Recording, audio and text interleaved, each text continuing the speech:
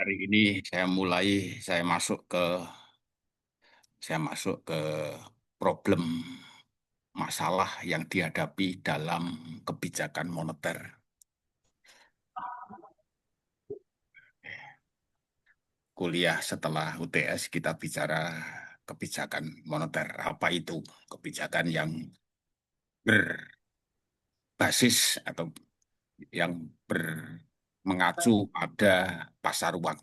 Pasar uang ada dua, permintaan penawaran uang. Oke. Kemudian tujuannya adalah pertumbuhan, stabilitas, distribusi, keseimbangan. Nah, Bu Dewi kemarin memasukkan full employment. Ya, ya, bagus. Artinya itu kalau di slide saya masuk include di dalam pertumbuhan. Oke. Distribusi, stabilitas, keseimbangan neraca sudah juga disinggung oleh Bu Dewi Amalia. Oke. Balance, keseimbangan neraca pembayaran, neracanya pemerintah, neracanya konsumen, neracanya perusahaan. Kemudian instrumennya sekalian refreshing, sekalian refresh kuliah pertama, open market operation.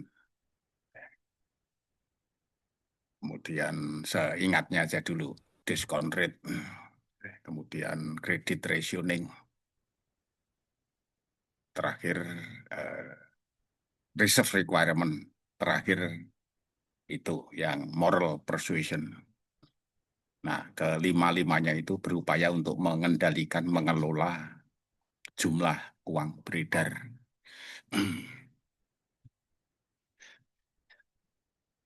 Uang, jumlah uang beredar naik, diharapkan perekonomian bisa tumbuh. Tapi menurut klasik, M naik tidak membuat pertumbuhan ekonomi, Q-nya naik hanya naik pada P, ya kita kenal sebagai inflasi. Oke. Mekanisme transmisi kebijakan moneter, teorinya klasik bilang dikotomi, ada pemisahan, tidak ada hubungan antara sektor moneter, sektor keuangan dengan sektor real. Sektor realnya Q, sektor keuangannya M. MV sama dengan PQ. Oke, maka ketika M naik dengan 5 instrumen itu tidak akan membuat Q-nya naik karena full employment, karena jangka panjang hanya berakibat pada kenaikan P, yaitu inflasi. Kemudian itu berikutnya adalah jalurnya Keynes. Keynes dulu Ini apa namanya? sudah saya singgung, pola pikirnya Keynes agak beda dengan cara berpikir klasik. Keynes bilang jangka pendek belum mencapai full employment. Jadi ketika ada kenaikan M lewat kelima instrumen tadi, oke, M akan naik, jalurnya bisa jalur suku bunga sebagai cost of money, sebagai harga yang harus dibayar atas penggunaan uang untuk sementara waktu, maka itu kemudian akan membawa impact mata rantainya, tolong diperhatikan hingga pada akhirnya Q-nya naik, pertumbuhan ekonomi naik lewat jalur suku bunga, kemudian motif memegang uang, kemudian konsumsinya naik, kemudian Q-nya naik, pendapatan nasional naik. Nanti dibuka lagi slide-nya. Jalur investasi, suku bunga turun karena kebijakan moneter melalui 5 instrumen tadi membawa kenaikan pada investasi. Investasi adalah bagian dari pendapatan nasional sehingga Y-nya naik, pertumbuhan ekonomi naik.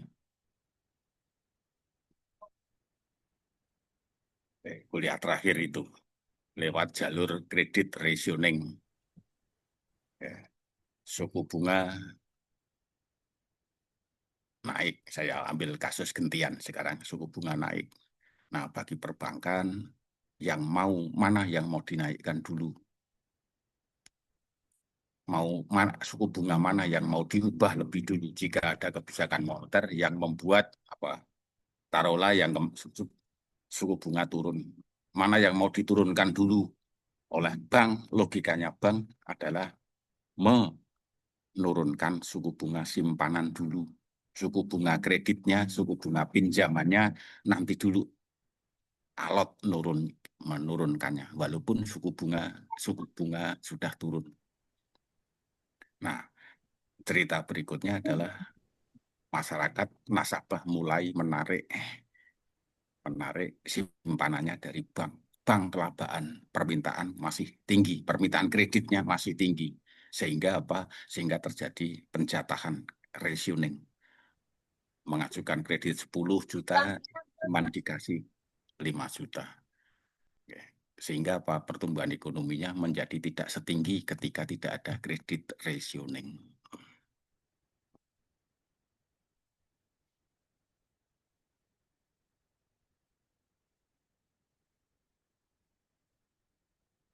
Saya bisa share screen nggak?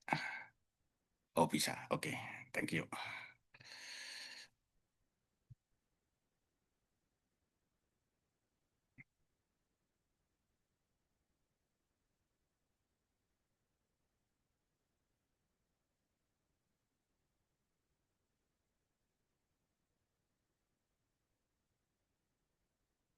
Oke, monetary policy, transmisi kebijakan moneter, kita masuk ke butir 3.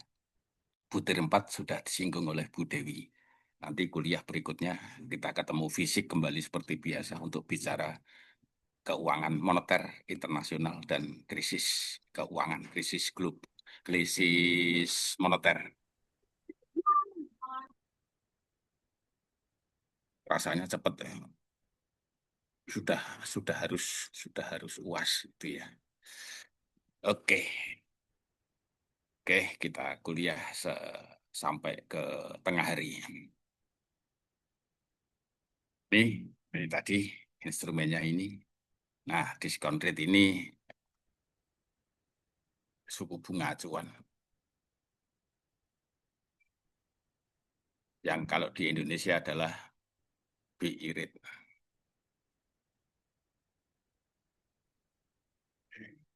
Diskon rate kita sebagai nasabah tidak menikmati diskon rate. Kita sebagai nasabah tidak berkaitan langsung. Diskon rate adalah suku bunga yang diberikan bank sentral kepada bank umum. Kalau bank umum itu kekurangan dana, dia bisa pinjam ke bank sentral. Nah, suku bunganya namanya diskon rate supaya beda dengan suku bunga simpanan seperti kita nasabah dan suku bunga pinjaman dari nasabah ke bank umum.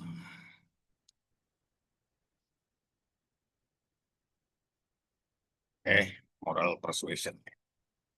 Terakhir, kalau tidak kalau tidak kritis betul, open marketnya, reserve requirement, discount rate-nya, credit rationing-nya tidak diubah.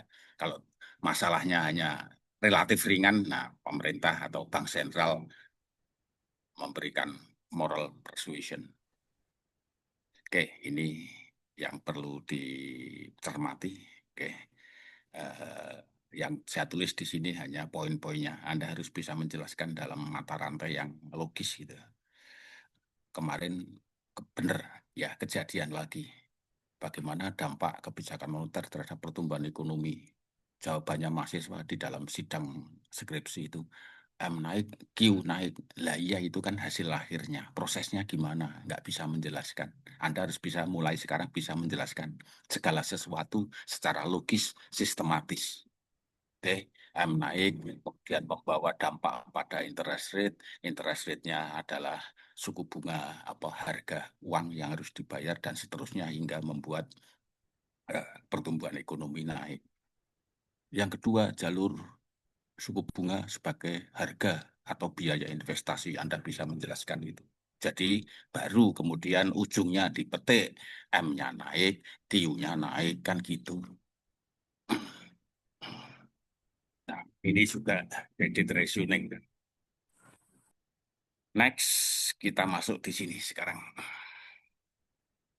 Cuman satu slide. Oke, masalah dalam kebijakan moneter yang kita pelajari dua pertemuan sebelumnya terkesan gampang banget gitu ya. M-nya naik lewat 5 instrumen kebijakan moneter itu lewat jalur mana, Q-nya naik. Oke. Nah, di dalam proses M naik, kemudian Q-nya naik, itu di tengahnya itu banyak masalah. Oke. Nah, Q-nya naik itulah ultimate goal, tujuan akhirnya. Tujuan akhirnya saya ulang adalah ini tujuan akhirnya. Ultimate goal, tujuan utama, tujuan akhir. Kebijakan moneter mempengaruhi pertumbuhan ekonomi, mempengaruhi stabilitas, memperbaiki distribusi dan menjaga keseimbangan. Nah, ultimate goal, ultimate goal, saya ambil contoh pertumbuhan ekonomi. Saya pernah menjelaskan pertumbuhan ekonomi diukur dari produk domestik bruto, kan gitu. Nah, produk domestik bruto itu paling cepat, itu bisa diketahui dalam jangka waktu 3 bulan, 1 kuartal. Kemarin barusan belum lama pemerintah BPS mengumumkan pertumbuhan ekonomi kuartal pertama dari Januari sampai Maret, diumumkan di awal Mei.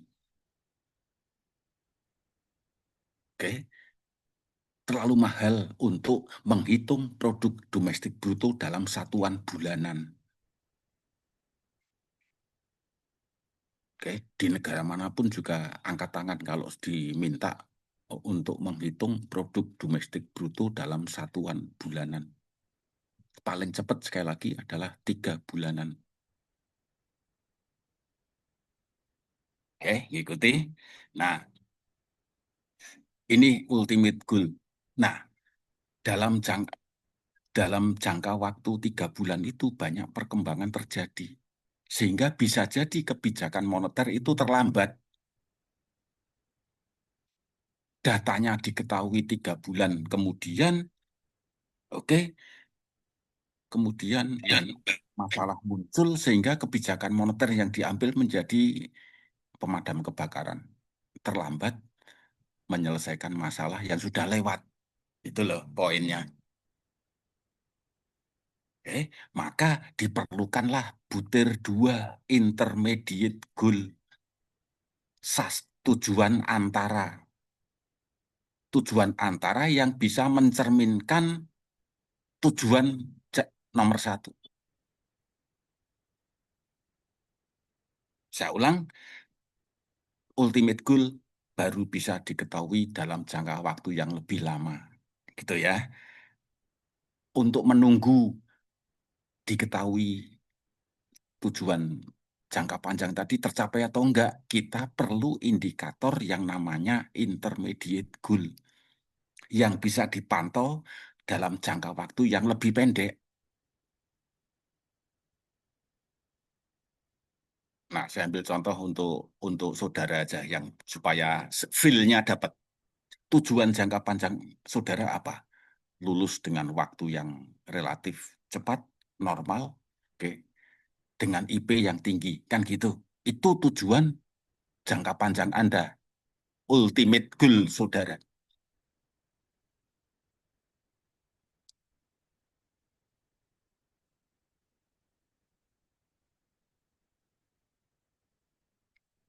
Dengar suara jam dinding saya. Kalau kuliah malam jadi horor. Terkesan. Oke. Saya ulang, tujuan ultimate goal saudara sebagai mahasiswa adalah lulus dengan waktu yang relatif cepat, oke, normal setidaknya dengan IP yang tinggi. Itu baru bisa diketahui setelah Anda lulus nanti, betul? Nah, untuk sekarang Anda ada di semester 4, semester 3 atau semester 4. Anda harus punya intermediate goal yang bisa dipantau setiap saat, setiap waktu yang lebih pendek untuk bisa menjamin tujuan jangka panjangnya tercapai. Apa itu? Yaitu IPS. indeks prestasi semesteran. Nyambung? Nah, jadi jangan berharap Anda nanti IPK terakhir ketika wisuda di atas 3,5 kalau IPS-nya tidak pernah mencapai 3,5. Betul? Oke. Apa bedanya IPK dengan IPS? Kalau IPS bisa dipantau di setiap semester, jangka waktunya lebih pendek. Nyambung? Sementara IPK kumulatif di wisuda nanti, setelah Anda lulus di transkrip, itu baru diketahui nanti setelah wisuda, saat wisuda.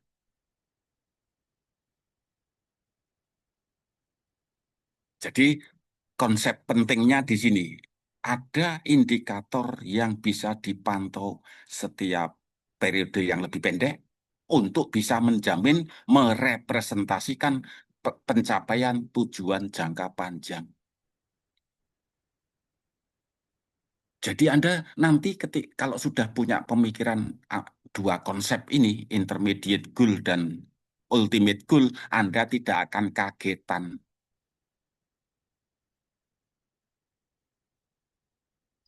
Tiba-tiba sudah semester 4 toh, tiba-tiba sudah harus nulis skripsi, tiba-tiba harus sudah waktunya harus UAS.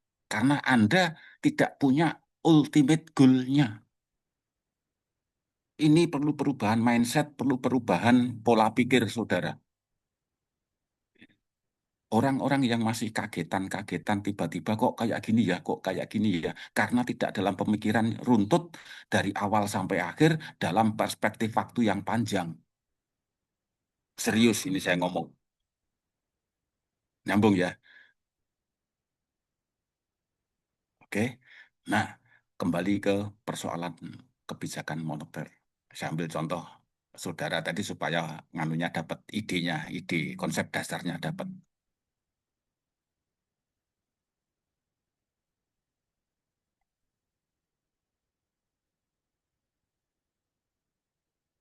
Oke, dua konsep ini membawa, kalau Anda memerhatikan kuliah saya, setidaknya bisa mengubah pola pikir saudara. Oke, Anda datang ke kampus terlambat. Oke, jangan salahkan macet. Macet, saudara sebelum lahir Jakarta sudah macet. Jadi kalau Anda datang ke kelas saya misalnya, kenapa terlambat? Macet, Pak. Ah, saya nggak bisa nerima pesan itu. Apa itu? Ultimate goal-nya kan Anda datang ke kampus tepat waktu, gitu kan?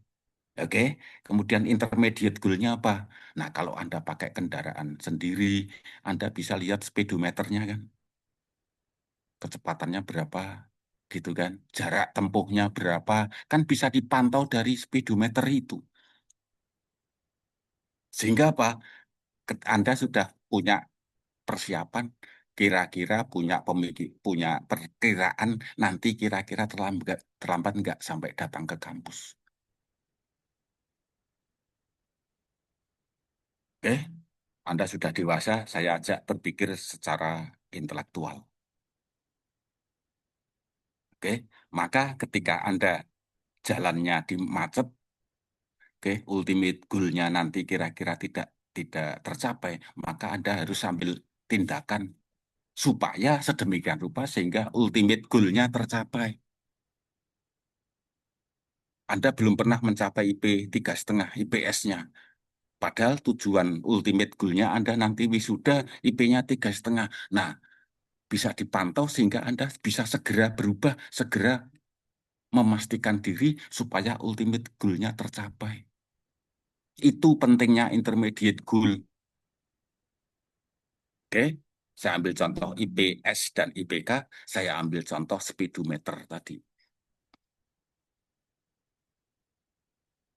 Jadi kalau pakai kendaraan pribadi, oke, kemudian kecepatan di jalan tersendat, speedometernya hanya 10 km/jam, 20 km/jam, jarak antara rumah saudara dengan kampus sekian kilometer kan bisa dihitung kira-kira sampai jam berapa sampai di kampus. Terlambat enggak?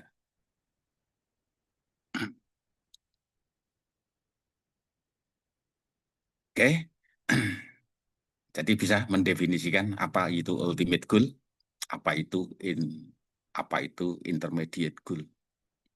Kebijakan moneter, ultimate goal-nya adalah tadi. Sorry, nggak gerak. Ultimate goal-nya adalah ini. Oke, kemudian intermediate goal-nya apa? Nanti kita bahas. Dalam setiap langkah, dalam setiap strategi saudara dalam belajar, dalam hidup, dalam kehidupan, Anda harus punya dua hal ini. Itu pesan moral dari kuliah kebijakan moneter.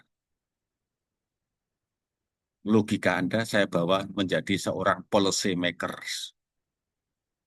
Membuat keputusan, oke, tujuan akhir tercapai tidak dievaluasi pada saat sudah lewat, tetapi dalam proses itu pula kita bisa mengevaluasi ultimate goal-nya tercapai atau tidak, sehingga bisa ganti haluan, ganti sasaran, ganti strategi.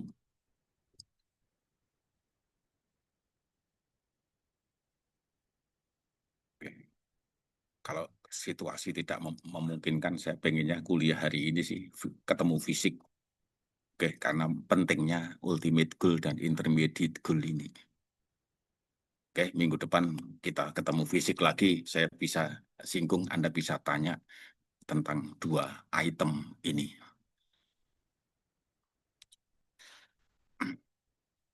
Oke, contoh lain antara ultimate goal dan intermediate goal. Anda punya kendaraan.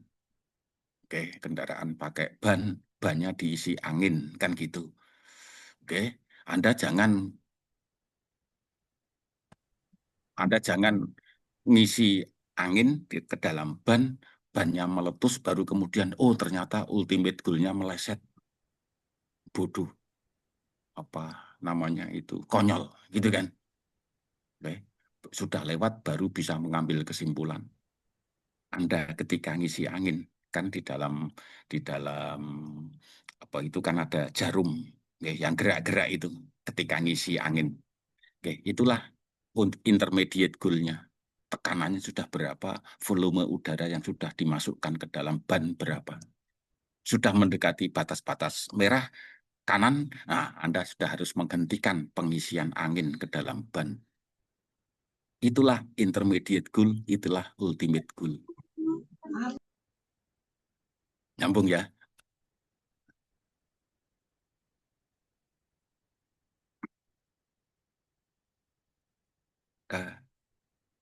Kalau Anda sudah mengetahui, sudah ikut kuliah saya, terutama butir 1, 2 ini, Anda mestinya sudah lebih dewasa.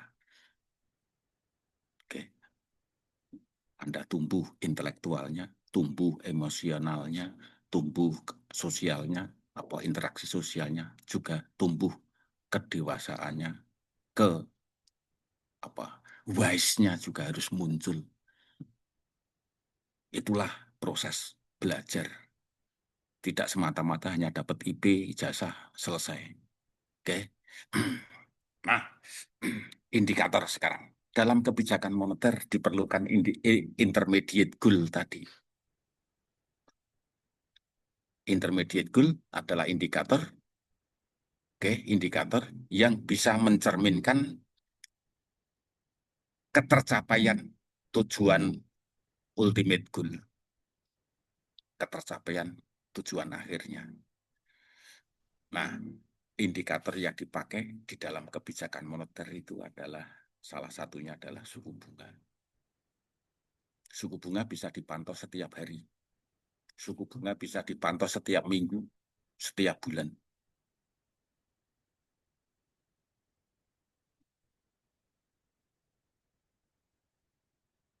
Oke, kalau Anda masuk ke kampus lewat bank, itu gedung Safei itu. Oke, Anda akan lihat kanan kirinya ada dua bank, boleh nyebut nama ya, nggak apa-apa. Satu yang kiri BNI, yang kanan Mandiri. Masing-masing memasang suku bunga.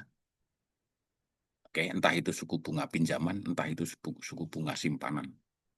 Suku bunga simpanan ada yang 1 bulan, 3 bulan, 6 bulan, dan seterusnya. Nah, Anda bisa lihat di situ. Tiap hari kemungkinan diganti, berubah. Bisa tetap, bisa berubah. Nah, poinnya apa? Yang ingin saya katakan adalah suku bunga bisa dipantau, perubahannya bisa dipantau setiap hari.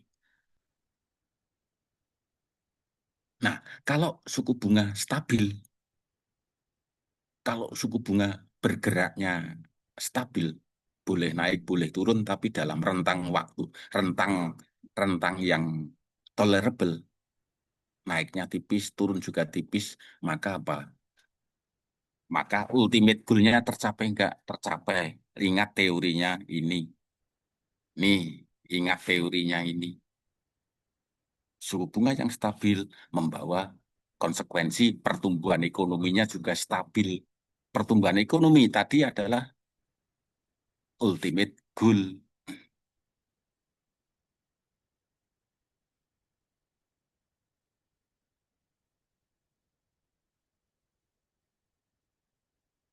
Eh,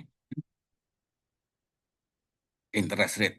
Kalau dipantau harian, suku bunganya naik, maka teori ini akan bisa menjelaskan suku bunga naik, bla bla bla bla bla, lewat jalur interest rate atau jalur investasi akan membawa dampak pada pertumbuhan ekonomi. Padahal sekali lagi pertumbuhan ekonomi baru bisa diketahui nanti 3 bulan ke depan, nunggu data PDB dari BPS.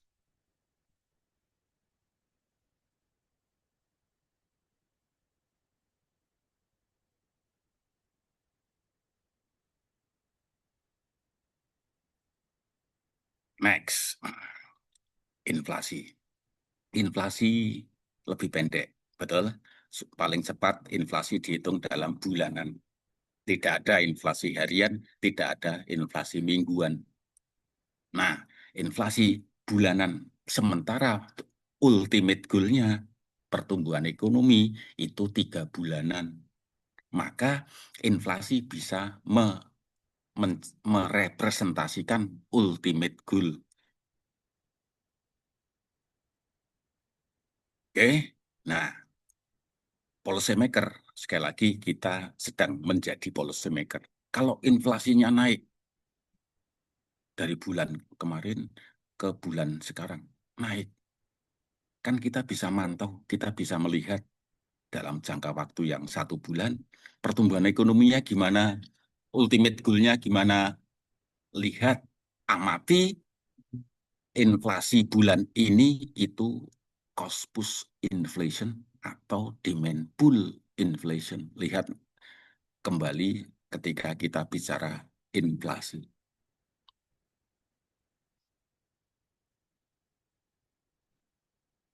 Oke, tadi direkam ya, syukur nanti bisa di-share rekamannya. Kalau tidak bisa mengikuti atau tidak mencatatnya ketinggalan. Oke. Problems of Monetary Policy ada di bukunya Pak Budiono bab 9 kalau nggak salah. Oke. Inflasi bulanan. Taruhlah inflasinya naik dari bulan lalu kok naik, ada tekanan inflasi. Inflasi adalah intermediate goal, ultimate goal-nya tercapai enggak? Lihat itu inflasi karena cost push atau inflasi karena demand pull.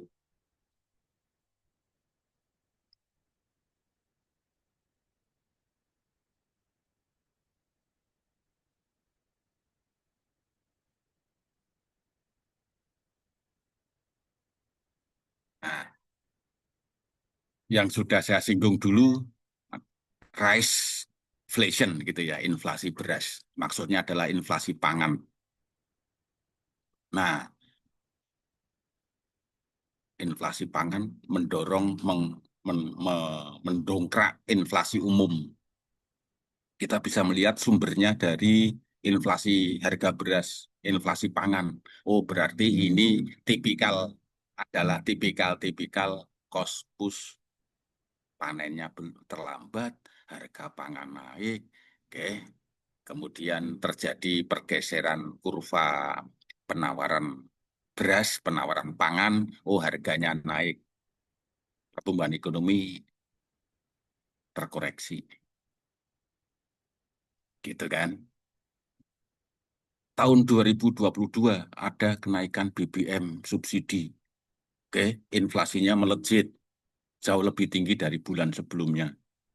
Kan bisa dilihat, oh ini dampaknya toh. Dampak dari BBM yang dinaikkan kemarin. Ini juga tipikal cost push. Nah, ultimate goal-nya pertumbuhan ekonomi bisa terkoreksi, tertekan.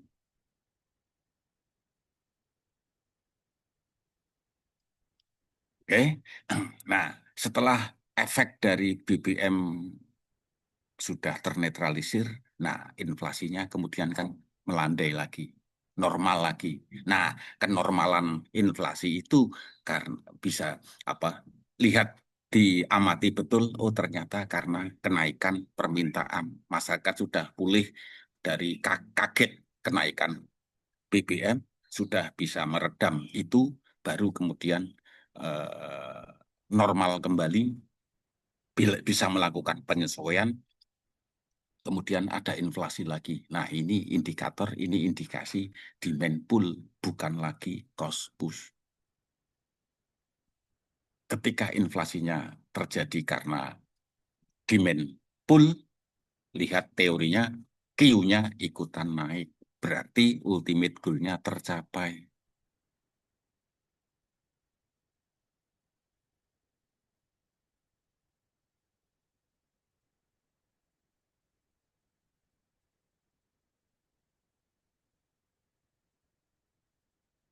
Sampai di sini, kita bicara indikator jangka pendek untuk memastikan ultimate goal-nya tercapai. Dalam dunia moneter ada tiga indikator atau intermediate goal-nya, yaitu stabilitas interest rate untuk menjamin stabilitas pertumbuhan ekonomi, stabilitas inflasi untuk menjamin stabilitas pertumbuhan ekonomi. Ultimate goal-nya saya ambil satu aja, contohnya gitu ya, untuk pertumbuhan ekonomi. Yang ketiga, jumlah uang beredar, kuantitas uang.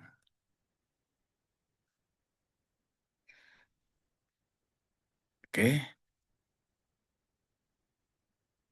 data tentang jumlah uang beredar itu diketahui, dihitung paling cepat adalah bulanan.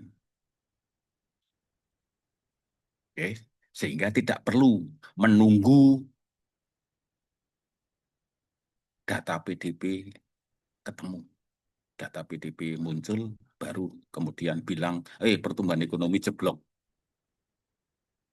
Oke, ultimate goal-nya PDB-nya 3 bulanan, kita bisa mantau dari intermediate goal-nya, yaitu jumlah uang beredar.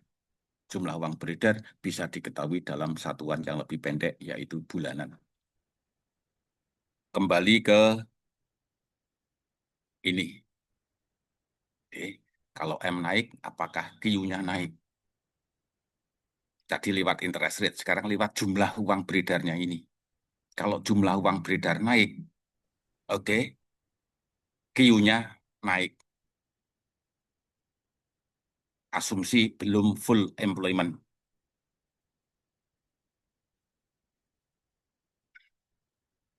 Oke. Nah,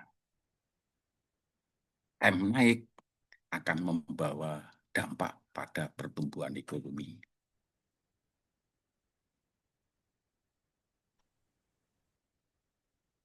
Nah, M yang mana sekarang pertanyaannya? Perekonomian belum full employment, maka kenaikan M bisa membawa kenaikan Q. Deal, deal. Nah, M yang mana? Pertanyaan berikutnya. Apakah M1, apakah M2, ataukah M3? Jawabannya tergantung pada karakteristik perekonomian yang bersangkutan.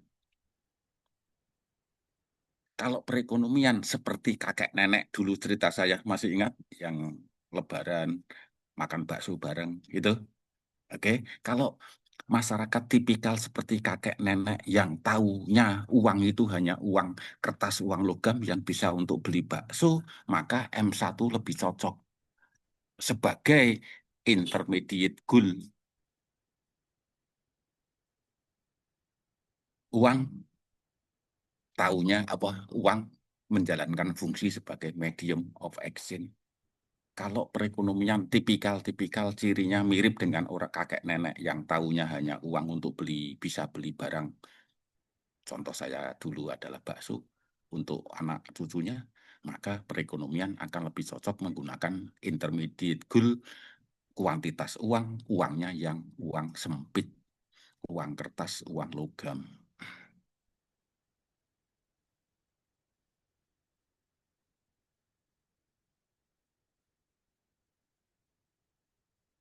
Oke, lanjut.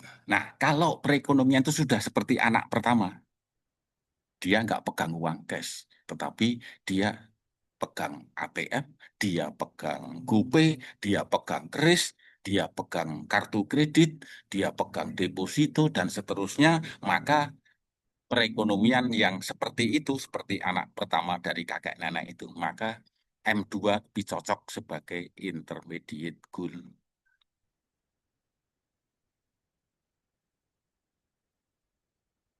M2 atau M3 lebih cocok. Apalagi kalau anak yang tertua tadi sudah mulai pegang dolar. Nah, M3 lebih cocok.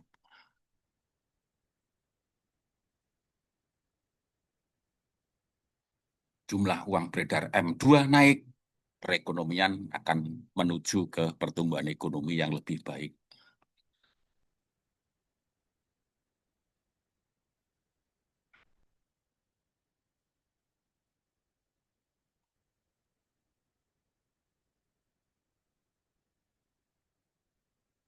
Sampai di sini, eh, saya mencoba untuk sesistematis mungkin gitu ya, menjelaskan ini step by step. Dan saya ulang-ulang dengan contoh yang pernah kita angkat dan akan pakai contoh yang lain juga.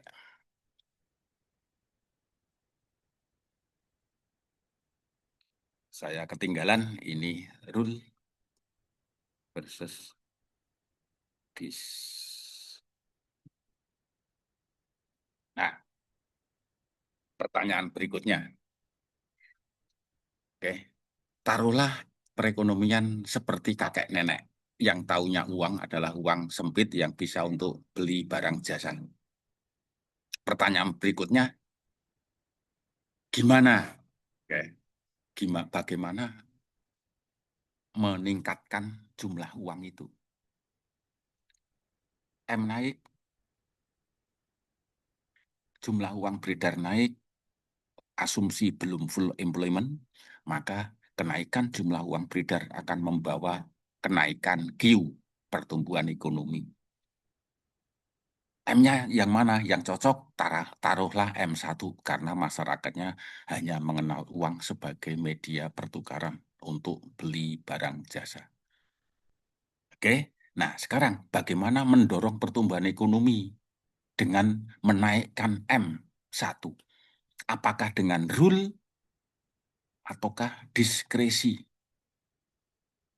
Rule teratur tiap bulan atau tiap tahun per jumlah M1 dinaikkan taruhlah 2%. Rutin tiap bulan 2%, 2%. Oke, maka dengan kenaikan rutin 2% itu akan membawa dampak pada kenaikan rutin pula pertumbuhan ekonomi.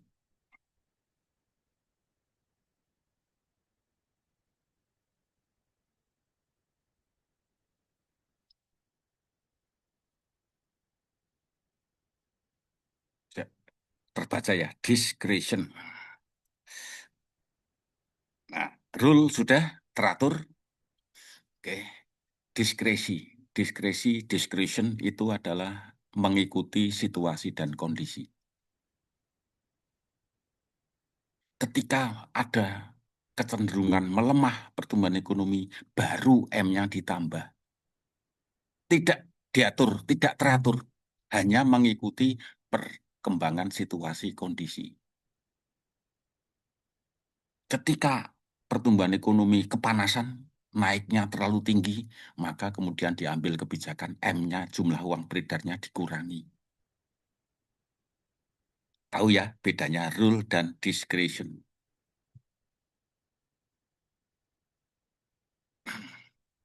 Prof, sorry saya ingin tanya. Tadi terkait dengan berarti kalau rutin naiknya selalu, sorry, kalau yang roll itu berarti dia selalu rutin naiknya, selalu naik terus atau dia bisa dinaik turunin, apa gimana ya Prof? Apa emang dia naik terus pelan-pelan gitu?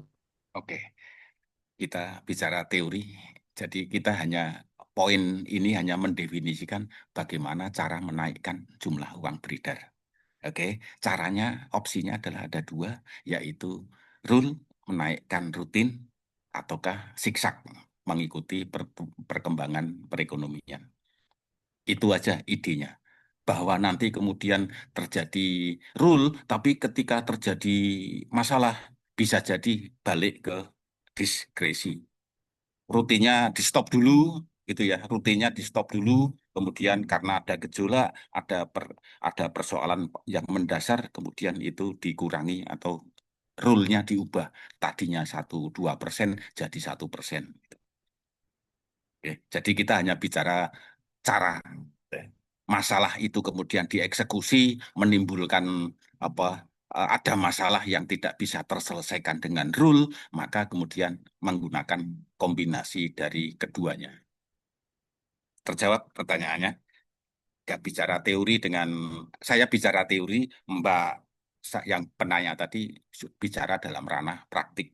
Maka saya matchkan bahwa itu bisa lentur. Oke, Mbak sekalian. Saya tanya tapi nggak usah dijawab nggak apa-apa. Ya, namanya siapa? Nggak kelihatan. Haura. Aura, iya Prof Aura. Mbak Haura, untuk mencapai ultimate goal IP tinggi dalam relatif studi waktu relatif cepat, Anda belajar pakai rule atau diskresi? Roll Prof. Rule syukur. Nggak, ini bukan masalah baik benar atau ya. Rule, Mbak Haura belajar di luar jam kuliah, menambah jam sendiri di rumah 2 jam, 2 jam, 2 jam tiap hari. Itulah namanya rule. Nyambung? Nah, ketika menjelang UAS, nah Mbak Aura bisa menggunakan diskresi kan? Oke, karena minggu depan kita mulai UAS, maka dan rule-nya diubah, oke, menambah porsi belajarnya dalam rangka menghadapi UTS atau UAS. Ini bukan masalah benar salah, ini hanya masalah strategi. Bagi yang mahasiswa yang maaf lemot gitu ya, lemot pakai rule lebih cocok. Ngulang lagi, diulang tiap hari gitu kan. Tapi bagi yang agak cepat, oke, bisa jadi diskresi akan lebih lebih lebih sesuai. Nah, kombinasi, oke, kombinasi. Ya. Tapi teori apa buku literatur textbook hanya memisahkan membedakan antara ini loh yang rule kayak gini, ini yang diskresi kayak gini. Masalah itu kemudian dikombinasikan tergantung pada selera si pengambil kebijakan. Belajarnya kalau menjelang UAS saja, Pak, itulah diskresi. Betul? Oke. Nggak pernah belajar. Itu bukan diskresi, juga bukan rule. Tapi hasilnya baik, Pak. Lah itu faktor lain. Kan gitu. Oke. Dia sudah pernah mendapatkan materi itu di SMA atau dari luar gitu. Sehingga Pak, seolah-olah nggak pernah belajar tapi masuk dengan sendirinya. Lewat YouTube, lewat apa gitu. Nah, kalau ini kalau saya gitu ya, saya nulis di media massa itu bisa jadi so- sering saya hanya karena ngobrol-ngobrol gini Mbak Haura, oke, seminar, oke, ngobrol sama kolega-kolega muncul ide dan itu kemudian saya tulis. Saya nggak pakai diskresi, saya nggak pakai rule.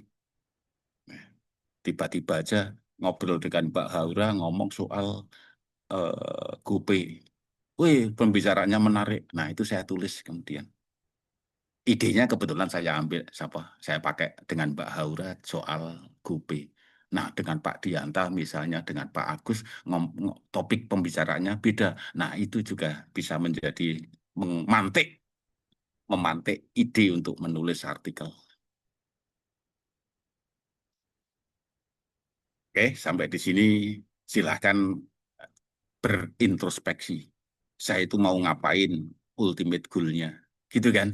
Intermediate goal-nya gimana, apa yang cocok dengan diri saya masing-masing, kemudian solusinya adalah dengan diskresi ataukah dengan rule.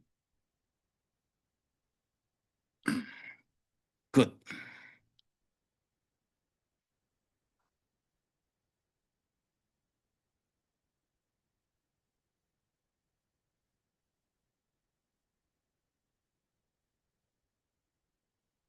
Nah,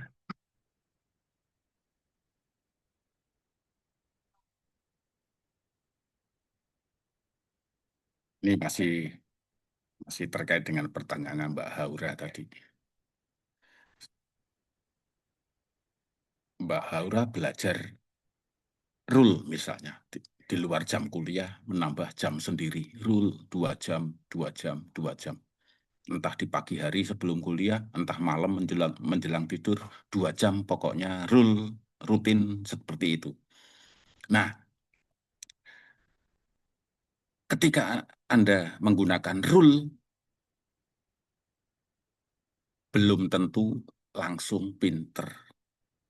Sepinter-pinter apapun, seseorang ketika belajar belum tentu saat itu belajar, saat itu pula langsung paham.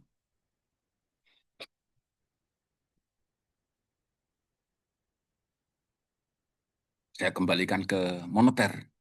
Saat itu pula M dinaikkan, oke, tidak kemudian saat itu pula interest rate-nya naik, intermediate goal, tidak seketika itu pula inflasinya naik, intermediate goal, apalagi ultimate goal-nya pertumbuhan ekonomi naik. Ada kesenjangan, ada jeda waktu antara action yang diambil dengan hasil dampak yang diinginkan.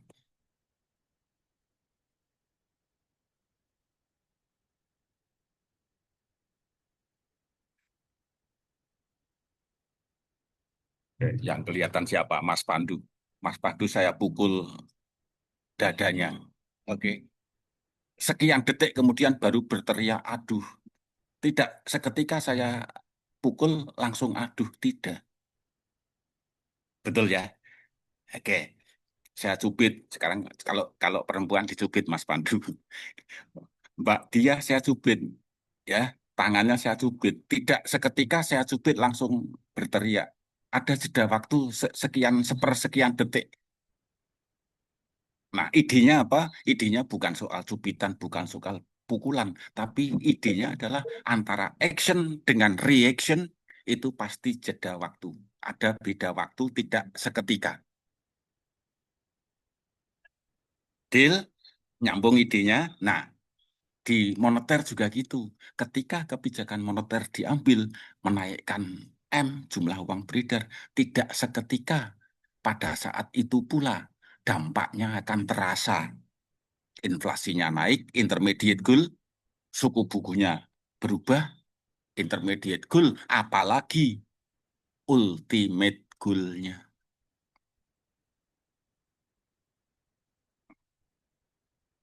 Kita bicara lag sekarang. Nih,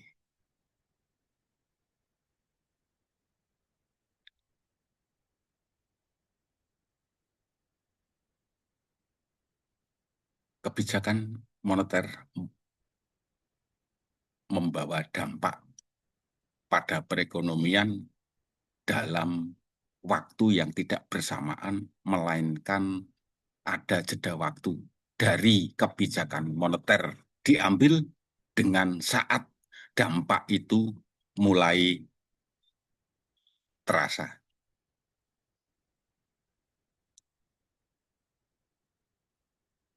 Oke, lag-nya ada dua. Inside lag itu ada yang lag kesenjangan beda waktu yang terjadi pada diri policy maker. Kebijakan moneter diambil kan tidak langsung seketika diambil. Rapat dulu. Oke. Tanggal 20 Mei, 21 Mei kemarin, oke, Bank Indonesia menurunkan suku bunga BI rate-nya. Oke, tidak seketika itu diambil. Ada rapat dulu. Oke, tanggal 20 rapat, tanggal 21 rapat, kemudian baru diputuskan di hari kedua. Itulah inside lag, kesenjangan waktu, beda waktu, tenggat waktu yang terjadi pada diri policy maker untuk mengambil kebijakan.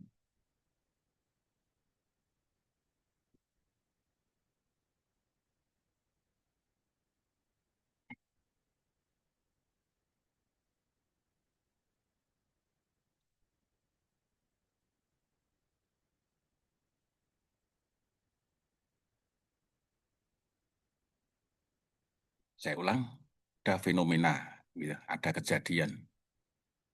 Oke, untuk bisa mengambil kebijakan guna menyelesaikan fenomena tadi tidak langsung seketika, melainkan ada kesenjangan waktu untuk bagi diri pengambil keputusan mengenal rapat atau apalah, ada mekanisme prosedur tertentu yang harus dilalui untuk bisa mengambil keputusan.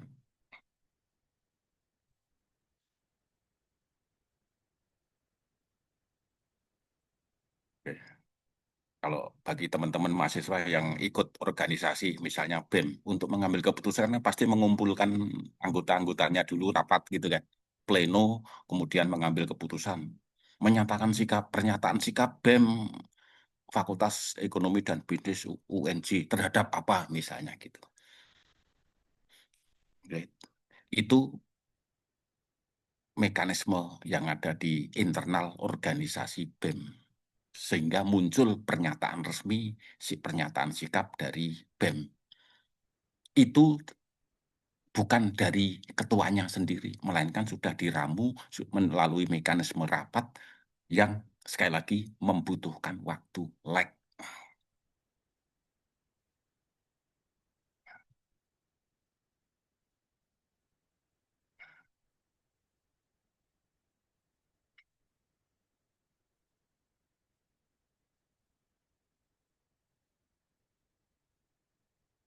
Clear inside lag, oke. Kesenjangan apa beda waktu, rentang waktu tenggat yang dibutuhkan oleh policy maker untuk membuat kebijakan. Kebijakan tidak langsung seketika diputuskan, melainkan melalui proses. Proses selalu membutuhkan waktu. Oke, waktunya cepat atau lambat itu tergantung pada masalah yang dihadapi. Yang jelas adalah ada proses, gitu ya, yang sekali lagi membutuhkan waktu. Nah, yang kedua adalah outside lag. Outside lag adalah kesenjangan waktu tenggat yang diperlukan oleh pihak yang terkena kebijakan.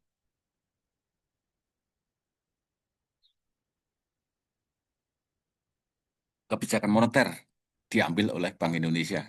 Yang terkena kebijakan siapa? Pihak perbankan atau dan masyarakat umum. Nah, outside lag itu adalah menyangkut bank umum dan masyarakat.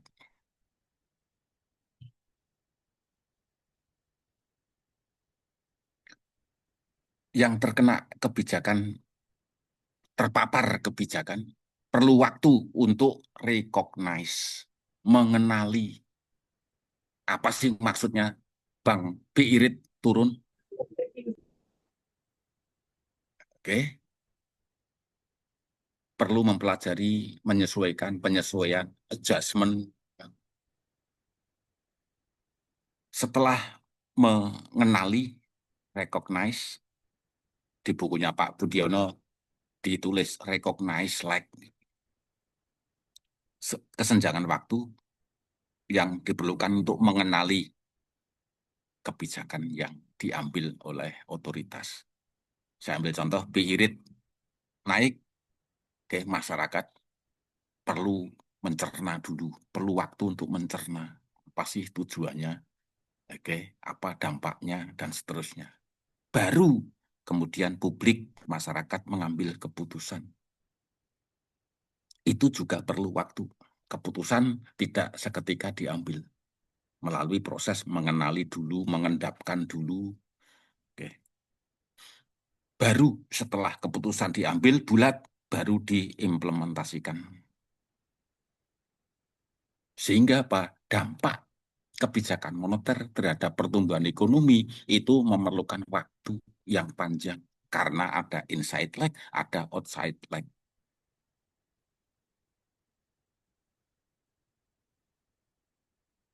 Nah, kalau Anda perhatikan yang saya sorot ini, sebentar.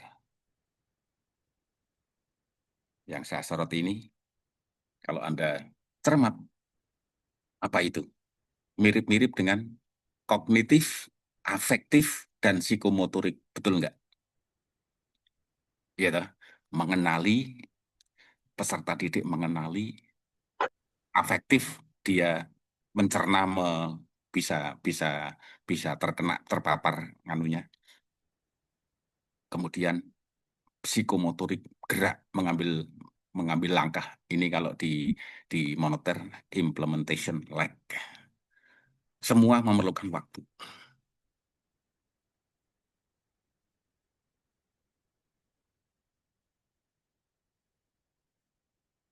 Anda sebagai mahasiswa ikut kuliah saya, sadar atau tidak, sejak ketemu pertama kali dengan saya pasti akan melalui proses ini kok.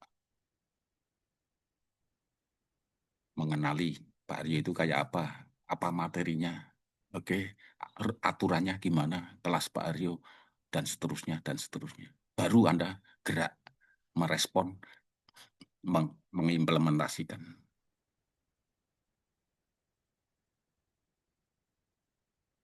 Nah, outside lag, publik yang terkena kebijakan tadi butuh waktu untuk mengenali, untuk mengambil keputusan, dan kemudian mengimplementasikan.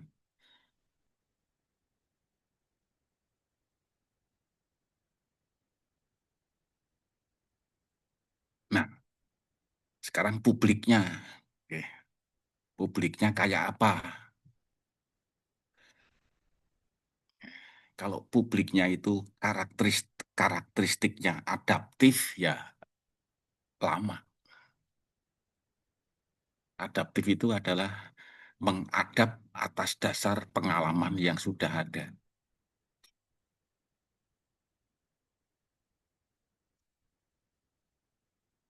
Kemarin gini, kemarin gini, kemarin gini, oh kira-kira nanti akan seperti ini, sehingga dia baru mengambil keputusan. Mengenali kemarin kayak gini, kemarin kayak gini, oh nantinya akan kayak gini, maka dia akan kemudian mengambil reaksi. Itulah adaptif yang semata-mata hanya melihat pengalaman kemarin, kemarin, kemarin, kemarin.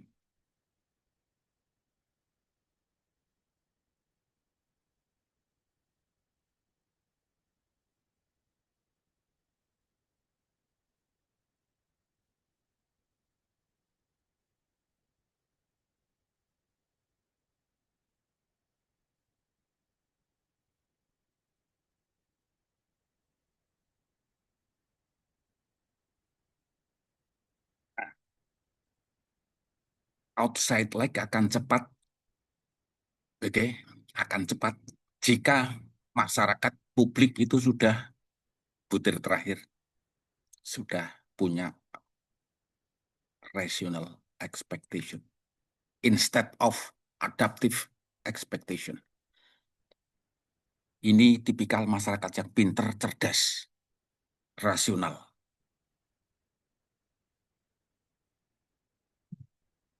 Oke, sudah pinter, sudah cerdas, sudah well educated, sudah well informed, maka ketika ada kebijakan dari bank sentral, proses recognize, decision, and implementation relatif lebih cepat.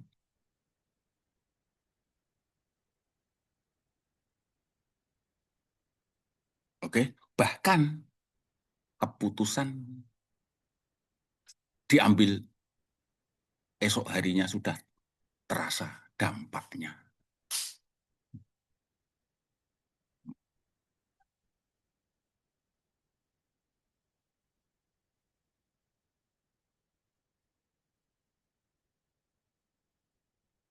Oke, sekarang saya ceritanya sama, saya ubah ke saudara, kasus saudara. Oke, saya tutup aja. Tadi ya, rational expectation. Oke, saya ambil contoh gini. Slide saya tadi pakai bahasa Inggris, ya, moneternya. Kenapa? Karena dulu diambil kebijakan oleh fakultas, slide harus pakai bahasa Inggris. Buku referensinya juga harus pakai bahasa Inggris. Menjelaskan di kelas pakai bahasa Indonesia boleh, tapi dokumen-dokumennya, PowerPoint-nya, buku textbooknya, buku rujukannya adalah bahasa Inggris. Nah, itu kebijakannya seperti itu. Terus, respon kita sebagai yang terkena kebijakan itu. Oke, baik dosen maupun mahasiswa. Kan kita harus mengenali dulu maunya apa sih pakai bahasa Inggris. Tujuannya apa? Nah, bagi yang sudah cerdas, ini pasti ada tujuan. Dan tujuannya bagus. Lebih cepat lebih familiar dengan bahasa Inggris. Betul? Ini yang masyarakat yang cerdas yang seperti ini. Sudah bisa cepat nangkep makna tujuan dari kebijakan itu. Nah, kalau sudah tahu tujuannya, maka kemudian akan segera mengambil keputusan, decision lag-nya cepat, kemudian implementasinya juga cepat. Itulah tipikal mahasiswa yang cerdas, rational expectation. Nah, sebaliknya, saya cerita yang adaptif tadi. Dari dulu, sebelum-sebelumnya nggak pernah ada slide bahasa Inggris, rujukannya buku bahasa Indonesia. Ngapain juga, gitu kan? Tahu bedanya? Oke, dia yang yang terakhir tadi saya ambil contoh untuk menjelaskan adaptive expectation.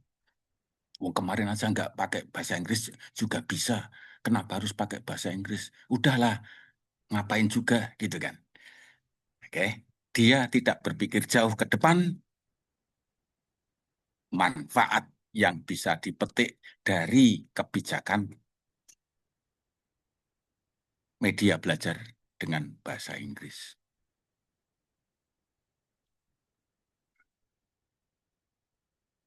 Itu contoh sedikit kasus yang sebetulnya saya hanya ingin menunjukkan bedanya adaptif dan ekspektasi yang rasional itu seperti apa. Adaptive expectation berdasarkan pada pengalaman, dia cenderung statis, retensi, ya, retensinya tinggi atas dasar apa yang sudah dilalui, apa yang sudah dialami. Dia tidak bisa melihat ke depan. Itu kelemahannya. Nah, rational expectation, tipikal cerdas, orangnya terbuka, berpikiran ke depan. Oke, sehingga apa? Ketika ada perubahan, dia tidak apa namanya, nolak itu apa? Retensi. Sehingga dia bisa cepat mengikuti perkembangan.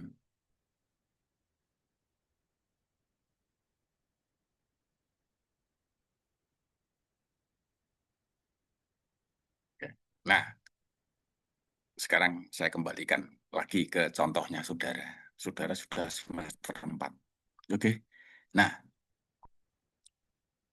jangan lagi pakai adaptive expectation. Perilakunya jangan jangan atas dasar adaptif pengalaman yang tercenderung pasif. Sudah saudara sudah harus saya ajak untuk berubah pola pikirnya menjadi rational expectation. Kalau Anda sudah bisa menetapkan ultimate goal-nya, maka Anda harus merintis. Oke, perilaku apa yang Anda lakukan sekarang akan menentukan masa depan saudara. Itu cara melihatnya. Masa sekarang ini akibat dari masa lalu. Jadi adaptif hanya melihat masa lalu, sementara rational expectation melihat ke depan. Nah, kalau Anda bisa menggunakan pendekatan rational expectation, mestinya sekarang ini Anda merintis untuk masa depan saudara. Sehingga apa? Prepare, well result. Semakin baik persiapannya, semakin baik hasilnya. Sehingga kalau sehingga nanti ketika wisuda itu hanya formalitas saja sebetulnya. Bukan sesuatu yang wah, yang kemudian pada setelah wisuda baru mencari pekerjaan. Nyambung. Saya kesulitan untuk mencari kata-kata yang lebih lebih mudah dipahami. Wisuda itu adalah biasanya yang adaptif itu adalah starting point untuk mencari pekerjaan atau bekerja, berupaya, berusaha. Bagi yang rational expectation, bekerja tujuannya sudah dirintis sejak zaman kuliah, sedemikian rupa sehingga saat wisuda itu bukan sesuatu yang hebat, sesuatu yang wah, gembira boleh, tapi itu bukan lagi hanya tinggal formalitas saja. Pekerjaan sudah didapat, usaha sudah dirintis sedemikian rupa sehingga saat wisuda itu hanya formalitas. Itu poinnya.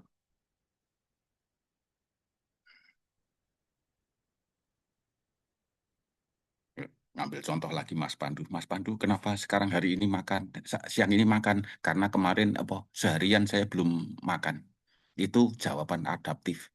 Kalau jawaban rational expectation, Mas Pandu hari ini makan, siang ini makan. Ya, karena nanti sore saya akan begini, begini, begini. Tahu bedanya? Filosofinya tahu bedanya? Ya, itu. Jadi reorientasi pemikirannya berbeda antara adaptif dan rational expectation. Teori tidak membicarakan mana yang baik, mana yang salah. Teori hanya menjelaskan ini loh jalurnya, ini loh jalurnya. Persis seperti Mbak Haura tadi, rule seperti ini, discretion seperti ini. Oke, si pelaku akan memilih rule silakan, memilih discretion silakan. Mau pakai adaptif boleh, tidak ada larangan. Mau pakai rational expectation silakan. Nah, kembali ke yang bahasa Inggris tadi. Setelah setelah 2-3 tahun dilaksanakan, oke, ternyata hasilnya baru tampak. Oke, ultimate goal-nya baru tampak. Apa itu? Nilai TOEFL-nya jauh lebih tinggi daripada yang pada era-era slide dan buku referensinya bahasa Indonesia. TOEFL mahasiswa, saya ulang, 2-3 tahun setelah ada kebijakan materi pembelajaran pakai bahasa Inggris, 2-3 tahun kemudian terasa hasilnya, ultimate goal-nya tercapai. Rata-rata skor TOEFL mahasiswa meningkat.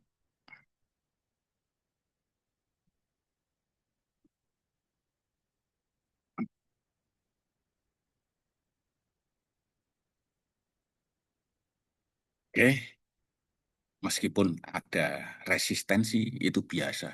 Dinamika kehidupan sosial pasti ada yang pro dan yang kontra.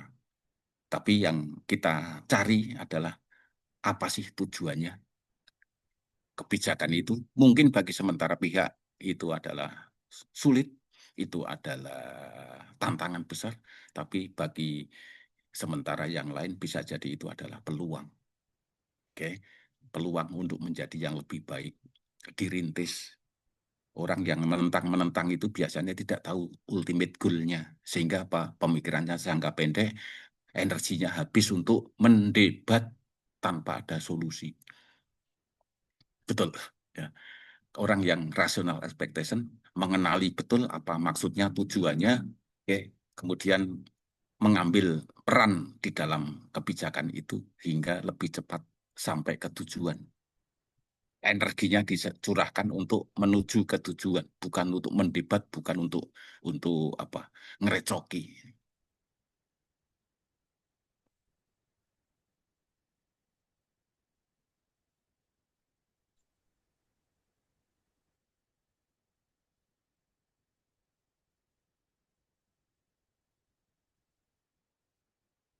Itulah cara berpikir policy maker berhadapan dengan sejumlah permasalahan untuk bisa mengambil keputusan sampai di tujuan yang dikehendaki.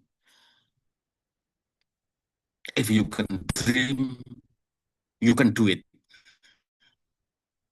Saya mengajak Anda bermimpi seolah-olah menjadi policy maker. Jika Anda bisa membayangkan menjadi seorang policy maker, next time you can do it. Anda akan bisa. Itu jargon-jargon kewirausahaan kan gitu. If you can imagine, you can do it. If you can dream it, you can do it. Membayangkan aja nggak bisa, gimana mau melakukan. Gitu kan. Oke, konteksnya adalah kebijakan moneter, tapi tidak menutup itu diserap untuk di dunia kehidupan sekitar kita. Materinya habis, waktunya sudah mendekati tengah hari. Saya buka termin pertama untuk diskusi, tanya, komentar, silakan.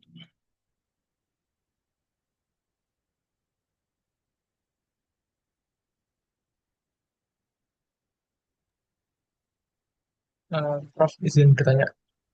Silakan. Tadi yang terkait role versus discretion ya, Prof.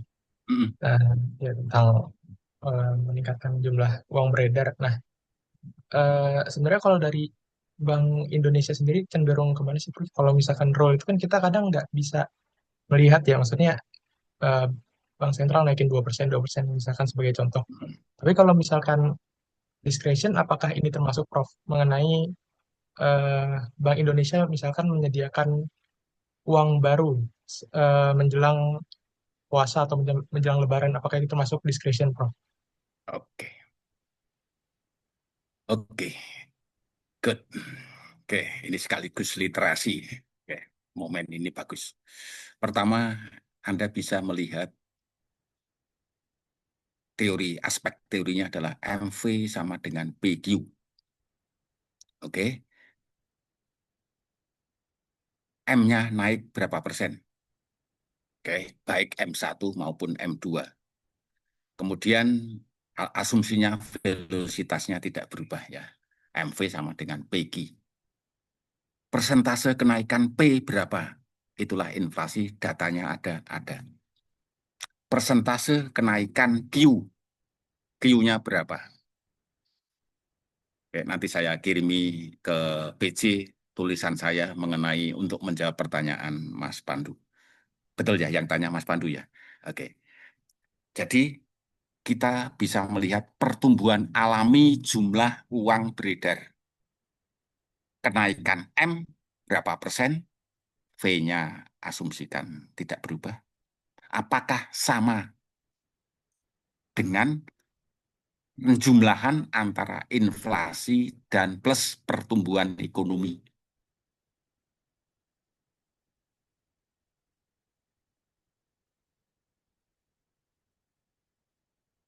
Itulah pertumbuhan alami jumlah uang beredar. M-nya naik berapa persen, datanya ada. V-nya asumsinya tidak berubah, akan sama dengan apakah sama antara penjumlahan antara kenaikan harga PQ, kenaikan P yaitu inflasi, plus kenaikan Q yaitu pertumbuhan ekonomi. Kita lihat inflasi kita sampai di bulan kemarin itu 2, sekian persen year on year. Pertumbuhan ekonomi kita nyaris 5%, turun di bawah sedikit 0, taruhlah 5%. 5% plus 2%, nyambung. 2% adalah inflasinya, 5% adalah pertumbuhan ekonominya. Dijumlah jadi 7. Cek pertumbuhan jumlah uang beredar, baik M1 maupun M2. Ternyata pertumbuhan jumlah uang beredarnya juga tidak jauh dari angka 7. Jadi apa? Bank Indonesia tampaknya tidak menggunakan jumlah uang beredar sebagai intermediate goal.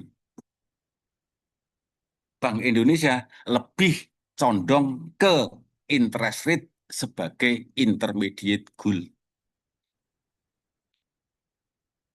Saya tadi barusan cerita tanggal 20-21 Mei rapat Dewan Gubernur BI memangkas suku bunga acuan BI rate. Tiap bulan rapat untuk mengubah atau menetapkan suku bunga acuan.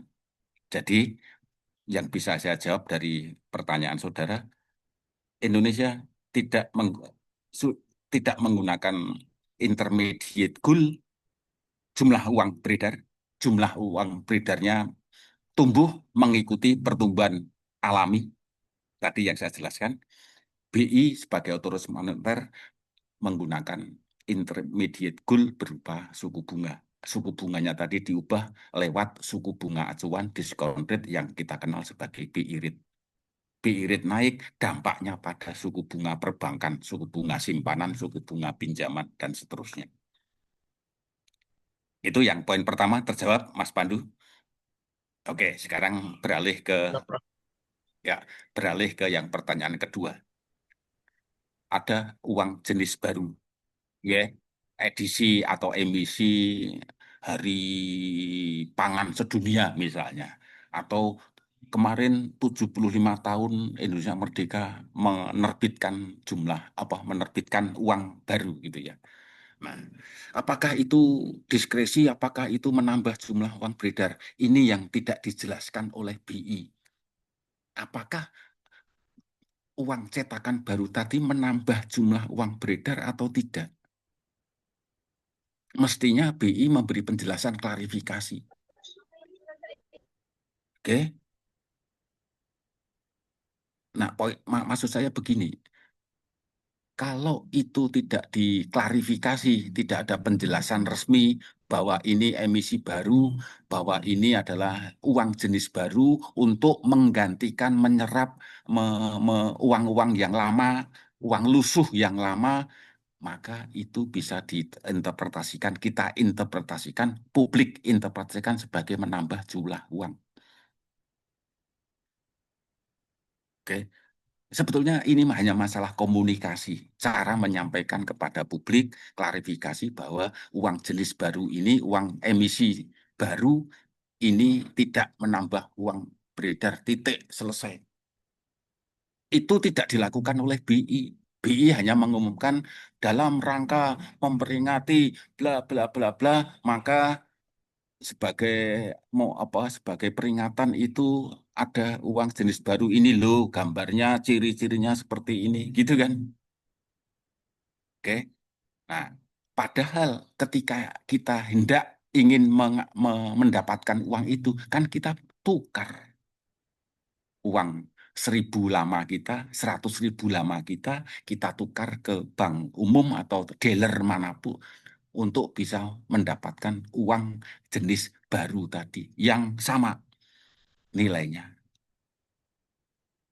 Jadi literasinya adalah berasal dari BI dulu. BI mengklarifikasi itu, memberi penjelasan, atribut, embel-embel, tambahan penjelasan bahwa ini sama sekali tidak menambah jumlah uang beredar. Jumlah uang beredarnya mengikuti pertumbuhan ekonomi, pertumbuhan uang alami, P kali G tadi. Uang ini semata-mata hanya untuk memperingati uang ini tetap sah sebagai alat tukar jual beli di pasar di masyarakat. Selesai. Gitu, Mas Pandu. Baik, Prof. Sudah terjawab pertanyaan saya, Prof. Terima Oke. kasih. Yang lain masih ada?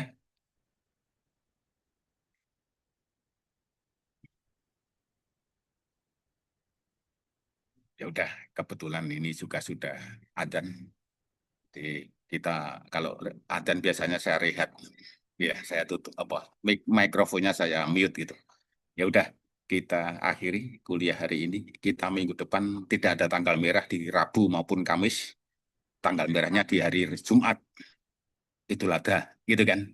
Ya udah, kita ketemu di yang kelas hari Rabu ketemu hari Rabu, yang kelas hari Kamis ketemu hari Kamis. Gitu ya. Oke, kuliah saya akhiri, sampai ketemu minggu depan. Nanti saya kirimkan yang itu artikel untuk yang terkait dengan pertanyaan Mas Pandu. Nanti biar di-share. Oke, yuk. Makasih banyak, Prof. Yuk, Terima Terima kasih, Terima kasih, Prof. Prof. izin live. kasih. Terima kasih, Prof.